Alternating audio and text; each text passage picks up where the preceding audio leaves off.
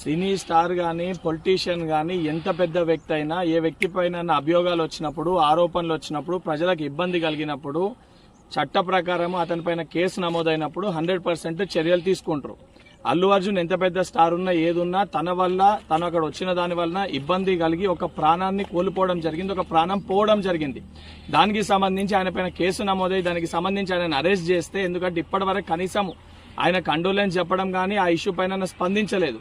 ఆ పొజిషన్ ప్రకారం కేసు ఆయనని అరెస్ట్ చేస్తే ఏదైతే సంబంధించి బడా వ్యక్తులకి స్టార్లకి మటుకే ప్రతిపక్షాలు ఏదైతే బీఆర్ఎస్ పార్టీ కానీ బీజేపీ పార్టీ కానీ సపోర్ట్ చేసే విధంగా మాట్లాడడం అనేది సరికాదు.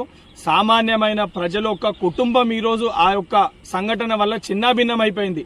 ఆ కుటుంబానికి సంబంధించి స్టార్ ఉన్నా ఎవరున్నా తప్పు ఆయన వల్ల జరిగింది కాబట్టి అభియోగాలు ఆయన ఎదుర్కొంటున్నారు కాబట్టి ఆరోపణలు ఆయన పైన వచ్చినాయి కాబట్టి చట్ట ప్రకారం ఏ చర్యలు తీసుకోవాలో అవి పోలీసు అధికారులు తీసుకోవడం జరుగుతుంది.